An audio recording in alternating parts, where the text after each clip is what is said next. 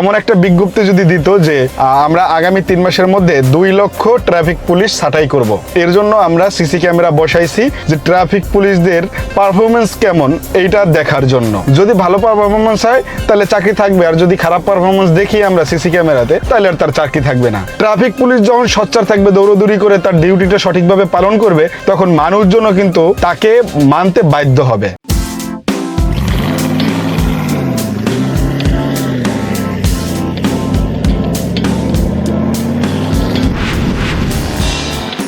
Hello friends, আসসালামু আলাইকুম। আশা করি সবাই ভালো আছেন, আমিও যথেষ্ট ভালো আছি। তো আজকে হচ্ছে শুক্রবার, সবাইকে জুম্মা মোবারক। আর শুক্রবার হচ্ছে রাইডারদের ঈদের দিন, বিশেষ করে একটু ট্রিপ কম থাকলেও আজকে রোডঘাট ফাঁকা থাকে, এই কারণে রাইডাররা বলে থাকেন যে আজকে ঈদের দিন আমাদের। যাই হোক, এটা আমি একটু বলে দিলাম।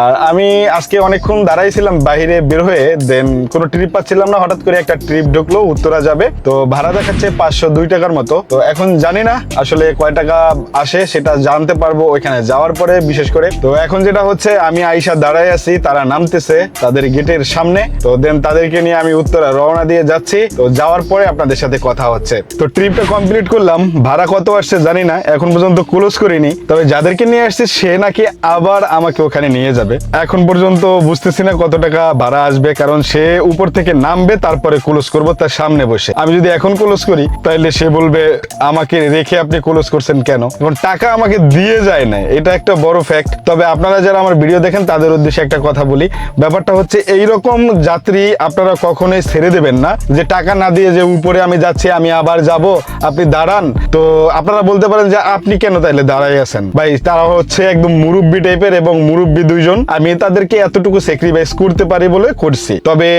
আপনারা করবেন না, বলবেন স্যার আপনি ভাড়াটা দিয়ে যান, যদি আবার যান তাহলে আপনি আবার ওই সময় যাওয়ার পরে ভাড়াটা দিয়েন। তো এই সেফটিটা আপনাদের দরকার, তো এই জন্য বলে দিলাম। তবে আমি তাদেরকে বিশ্বাস করছি বিদায় এখন যদি লস হয়ে যায় কিছু করার নেই। তো ভাড়া কত আসছে সেটাও বলবো, তবে তাদেরকে নিয়ে আবার ওখানে রেখে আসতে হবে। তো এই তো চলেন আমি তাদেরকে নিয়ে যাই, ওখানে গিয়ে আপনাদের সাথে কথা হচ্ছে ইনশাল্লাহ। তো এই ট্রিপটা এখনো কমপ্লিট করিনি, অলরেডি চলে আসি তার বাসার সামনে, কিন্তু সে গেছে একটা ফার্মেসিতে। তো এই ট্রিপটা কমপ্লিট করে দেন তারপরে গ্যাস নিতে হবে। আর এখানে ভাড়া ওইখানে ক্লোজ করছি পর ভাড়া দেখাইছিল 701 টাকা। তো ওই ক্ষেত্রে আমি এইটা কিন্তু অ্যাপে আসি নাই, যেহেতু 701 টাকা দেখাইছিল, তো আমাকেও এইখানে আবার যেহেতু আসছে 701 টাকাই দিবে। 1 টাকা তো আর দিবে না, 700 টাকা দিবে। তো 1400 টাকা ইনকাম 2 ট্রিপে। দেন এখন গ্যাস নেওয়ার পালা। তো তাকে নামাই দিলাম, ভাড়া দিল সে আমাকে 1400 টাকা। তো জানি 1400 টাকাই দিবে, কারণ ভাড়া যেহেতু 1400 টাকা আসছে, 1400 টাকাই দেওয়ার কথা। গ্যাস নিলাম 400 টাকার।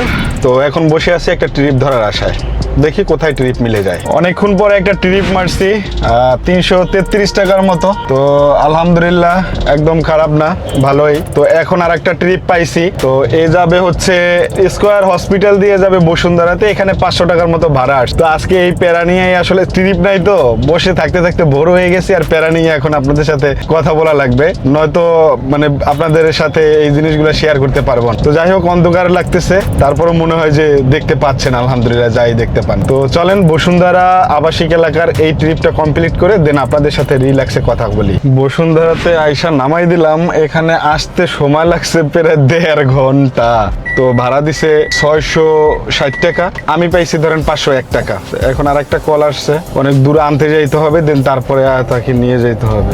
এই কল আসলে ধরা যাবে না, এর জন্য বাইসা ধরতে হবে। গ্যাসের যে সংকট, এটা তো বুঝে নেই। তো সুতরাং সব ট্রিপ ধরা যাবে না, বাইসা ধরতে হবে। আর আজকে একটা রিল্যাক্স ডে গেল, এবং বিশেষ করে এই ডেতে আপনাদেরকে বেশি কিছু অভিজ্ঞতা দিতে পারলাম না। তবে হ্যাঁ, শুক্রবারের বেশ ভালো কিছু অভিজ্ঞতা কিন্তু দেয়া ফেলছি, যে শুক্রবারে আসলে কী ধরনের অভিজ্ঞতা হয়ে থাকে। বেশি একটা ট্রিপ হয় না, তবে ট্রিপ হইলেও মোটামুটি ধরেন খুব দ্রুতই আসা যাওয়া যায়, কারণ রাস্তাঘাট ফাঁকা থাকে। শোনেন একটা বিষয় আপনাদের সাথে শেয়ার করি। মাত্র একটা কল আসছে, তো আমি ধরছি, ধরার পরে সে বলে ভাই আমি এই জায়গায় আসছি, সে যমুনা ফিউচার পার্কে ওখানে আসছে, প্রচুর জ্যাম। তো জ্যাম দেখে আমি বললাম ভাই আপনি যেখানে আসছেন ওখানে তো প্রচুর জ্যাম, যাইতে তো অনেক সময় লাগবে। বলে ভাই একটু তাড়াতাড়ি আসতে হবে, আমার পা ব্যথা হয়ে গেছে, আমি আর হাঁটতে পারতেছি না। তো ভাই আপনার তো অনেকক্ষণ দাঁড়াইতে হবে আরো আমি আসতে গেলে। তো আপনি একটা কাজ করেন, হয় ক্যান্সেল করে দিয়ে আর একটা কল দেন, আর নয়তো বা আমি ক্যান্সেল করে দিই। হ্যাঁ, আমি ক্যান্সেল করে দিই এই কথাটা সে শোনে নাই। আমি যখন বলছি আপনি ক্যান্সেল করে দেন আর একটা কল দেন, এই কথাটা শোনার সাথে সাথেই বলে যে আমি তো ক্যান্সেল করবো না, আপনি ক্যান্সেল করেন।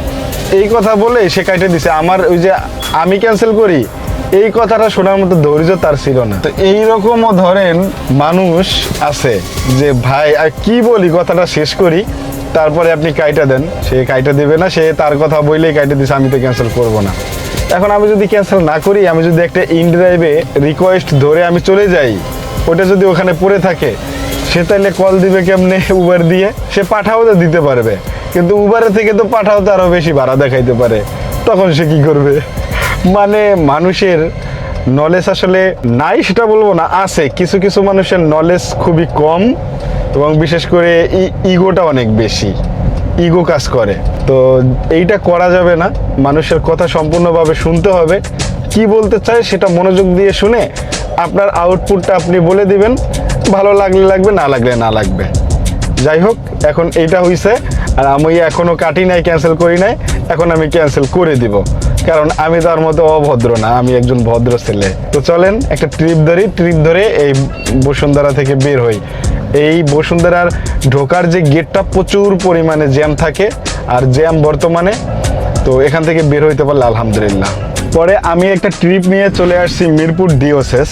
তো এখানে ভাড়া আসছে হচ্ছে 526 টাকা, সে আমাকে দিছে 550 টাকা। লোকটা খুব ভালো ছিল এবং ভদ্র ছিল, এবং সেও ভিডিও এডিট করে, এটারও পত্রিকায়। যাই হোক, তো আমি 2-3টা বিষয় একটু মেনশন করতে চাই আপনাদেরকে, যেটা আসলে না বললেই নয়। সেটা হচ্ছে আমাদের বাংলাদেশের যে এখন ট্রাফিক অবস্থা, সেইটার অনেক অবনতি হয়েছে। তো এরকম আমি বলতে চাচ্ছি না, তারপরেও বলতে হয়, কারণ বিশেষ করে ট্রাফিকের সিগন্যালগুলো একদম ট্রাফিক সিগন্যাল কেউই মানে না এবং মানতে বাধ্য না।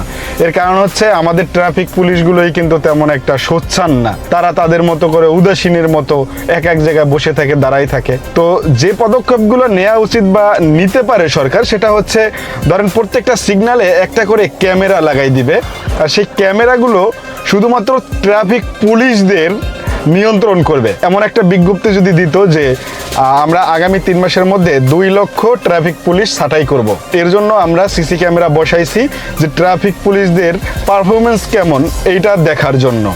যদি ভালো পারফরমেন্স হয় তাহলে চাকরি থাকবে, আর যদি খারাপ পারফরমেন্স দেখি আমরা সিসি ক্যামেরাতে, তাহলে আর তার চাকরি থাকবে না।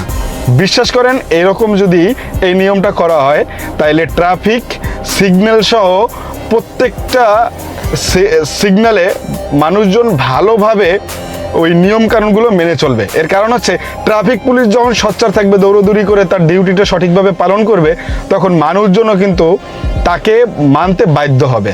তো এখন ট্রাফিক পুলিশের কোনো নিয়ন্ত্রণ নেই, এরকম আছে, এইরকম, মানে সে চা খাচ্ছে এক কোনায় বসে, কিন্তু জ্যাম লেগে পুরো অস্থির, মোটররিক্সায় ভরে গেছে। তো যাই হোক, এই ডিসিশনটা সরকারের নেওয়া উচিত বলে আমি মনে করি, বিদায় এই কথাগুলো আপনাদের সাথে শেয়ার করলাম। আর একটা বিষয় হচ্ছে যে শুক্রবারের ট্রিপগুলো কেমন হয়। শুক্রবারের ট্রিপগুলো হয় কি জানেন, আপনার ট্রিপ হবে না, তো মোটামুটি ধরেন ট্রিপ হয়ে গেলে আপনি একটা টানের উপরে থাকলে আপনার 2000, 2500 বা 3000 টাকা ইনকাম করা কোনো ব্যাপার না। তো আমার সর্বমোট এই পর্যন্ত ইনকাম হয়ে গেছে অলরেডি 2400 টাকা। তো এর মধ্যে খরচ আছে, খরচ ধরেন প্রতিদিন আপনি খরচ ধরে রাখতে হবে 1000 টাকা। আমি যে কয় হাজার টাকা ইনকাম করি 1000 টাকা খরচের খাতায় লিখে রাখতে হবে। দেন বাদ বাকি টাকা ধরেন আমার থাকবে, যদি গাড়ি ভাড়া থাকে তাহলে গাড়ি ভাড়াটা মাইনাস করতে হবে। দেন তারপরে যে টাকা থাকবে এইটা আপনার নিজের ফ্যামিলির খরচ। ওই হিসেবে দেখা যায় নিজের গাড়ি থাকলে একটু ভালো পোষায় যায়, আর নিজের গাড়ি না থাকলে কিন্তু পোষায় না। তো এটাই আর কি বলার ছিল, 2টা বিষয় একটু শেয়ার করলাম আপনাদের সাথে, কারণ এই 2টা খুবই গুরুত্বপূর্ণ, অনেকের প্রশ্ন থাকে কমেন্টে, এর জন্য বলে দিলাম। তো এই তো মোটামুটি চলছে, আর এখন মিরপুর ডিওসেস আছি, এখান থেকে যদি আমার বাসার উদ্দেশ্যে কোনো ট্রিপ পাই সেখানে চলে যাব। আর দেখতে থাকুন লাস্ট পর্যন্ত কয় টাকা ইনকাম করি সেটাই দেখার বিষয়। সারাদিন পর আপনাদের নিয়ে একটু বের হইলাম, আমি এখন আছি মিরপুর ডিওসেস, একটু ক্ষুধা লাগছে, চিন্তা করি একটু ঝালমুড়ি খাই, নেই ঝালমুড়ি বানাই, জায়গা সুন্দর, আর গাড়ি এই জায়গা দিয়ে আশেপাশে রাখা আছে, আমি একটু সামনে রেখে দিলাম সুযোগে সদ্ব্যবহার করে। তো চলেন, এখানে আছে গুড্ডু মামার স্পেশাল ঝালমুড়ি। মামা ঝালমুড়ি কত করে? কলিজা মুরগির ডিম 60 টাকা, কলিজা মুড়ি 40, ডিম আলু মুড়ি 40, আলু মুড়ি 20, চানাচুর মুড়ি 20, ছোলা মুড়ি 20, ডাবলি মাখা মুড়ি 20, মামা কি কি আছে আপাতত খাওয়ার মতো? সব কিছু আছে। সবই আছে এই জায়গায়। জালমুড়ির ভিতরে ডিম দিলেও কোনো পদও লাগে না, আমার কাছে ভালো লাগে না। ডাবলি মুড়ি, ছোলা মুড়ি, কলিজে দিয়ে খাইতে পারলে ভালো হতো। কলিজা মুড়ি, যাই হোক ওটা খাবো না। ডাবলি মাখা মুড়ি খাবো 20 টাকা। মামা আমাকে চানাচুর মুড়ি এটা দিয়েন। এটার মধ্যে কি ওই যে ছোলা দেবেন না? হ্যাঁ, চানাচুর মুড়ি দেন, আল্লাহ ভরসা।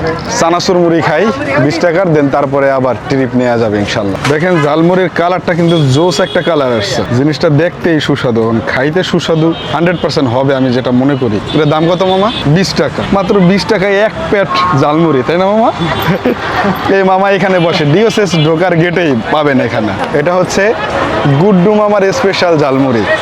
চলেন খাইয়া দেখা যাক এটার স্বাদ কেমন। তো এইমাত্র চলে আসলাম মহাখালী ডিওসিএস থেকে কলেজ গেট। আমাকে ভাড়া দিছে 450 টাকা, তো মোটামুটি ভালোই। তবে আরেকটা নিউজ আপনাদেরকে দিয়ে রাখি, যেটা খুব গুরুত্বপূর্ণ একটা নিউজ। সেটা হচ্ছে আপনারা যারা উবার পাঠাও চালান কিংবা চালাবেন, তাদের মনে রাখতে হবে সন্ধ্যা থেকে রাত্র 10টা পর্যন্ত বেশ ভালো পরিমাণে একটা ভাড়া থাকে। তারপরে কিন্তু 10টার পরেই ভাড়া কমে যায়। ধরেন আমি এখন যেখানে আসছি এইখানে ভাড়া 450 টাকা দেখাইছে না, কিন্তু এখান থেকে যদি এখন আবার মহাখালী ডিওসিএস যায়, ভাড়া দেখাবে বিশ্বাস করেন 280 থেকে 290 টাকা। তো কতটা ডিফারেন্ট ভাড়ার। তো যাই হোক আলহামদুলিল্লাহ। তো এখন আমি যেহেতু বাসার পাশে চলে আসছি, আমার বাসা কল্যাণপুরে, এখন আর কোনো ট্রিপ ধরবো না, কিন্তু প্রচুর ট্রিপ আসতেছে। এখন বাজে হচ্ছে রাত্র 11টা 15। তো আমি এখন বাসায় গিয়ে এটা গ্রেস করে রাখবো, দেন তারপরে বাসায় চলে যাব। আর আজকের ইনকামটা যদি বলি তাহলে মোটামুটি ধরেন 3000 টাকার আশেপাশে, 2500 টাকার একটু বেশি আর কি। তো আপনাদের তারপরে একটু শর্টকাটে খরচটা একটু বলে দেই। খরচ ধরেন 1000 টাকা হয়েছে, তো এই 1000 টাকা ধরেন মাইনাস করলাম, আমরা 2600 টাকা ধরলাম, ঠিক আছে? 2600 টাকা থেকে মাইনাস তাহলে 1600 টাকা। তো 1600 টাকা যদি সব মিলিয়ে খরচ যায়, তাহলে আমার থাকে কিন্তু 1600 টাকা। এই হলো বর্তমান অবস্থা। সারাদিনে ধরেন খাটাখাটনি কইরা আমি তো বাইরে এসে আজকে নামাজ পড়ার পরে, জুম্মা নামাজ পড়ার পরে বের হয়ে ধরেন এখন আমার 600-700 টাকা বা 800 টাকার মতো এখন আমার আছে। তো আলহামদুলিল্লাহ। তো চাকরি করলেও তো 800 টাকা পাইতাম, 3 24,000 টাকা স্যালারি, 800 টাকা প্রতিদিন। তো ওইটা আমি ইনকাম করে নিলাম। তো ওই ক্ষেত্রে নিজের একটা স্বাধীনতাও আছে। তো এটা প্যারাহীন আর কি। তো মোটামুটি চাকরি থেকে এটা বেটার বলা যায়। তো যাই হোক, এই ছিল আজকের হিসাব। সবাই আশা করি বুঝতে পারছেন। আর এখন আর ভিডিওটা বাড়াতে চাচ্ছি না, অনেক লং হয়ে গিয়েছে। তো সবাই ভালো থাকবেন, আর একটা লাইক দিয়ে যাবেন ভিডিওতে, ভিডিওগুলো যদি ভালো লেগে থাকে। আর চ্যানেলটা সাবস্ক্রাইব করে যাবেন, তাইলে ভিডিও করার আরও উৎসাহ বাড়ে। তো এটাই আপনাদের কাছে রিকোয়েস্ট। জানি না কে কে রিকোয়েস্টটা রাখবেন, তবে আপনাদের খুব ভালোবাসি, আপনারাও আমাকে খুব ভালোবাসেন, এর জন্য আরও বেশি ভালো লাগে। Amin Khan, bye bye, tata. দেখা হবে আগামী ব্লগে আগামীকালকের কোনো একটা এক্সপিরিয়েন্স নিয়ে। আসসালামু আলাইকুম।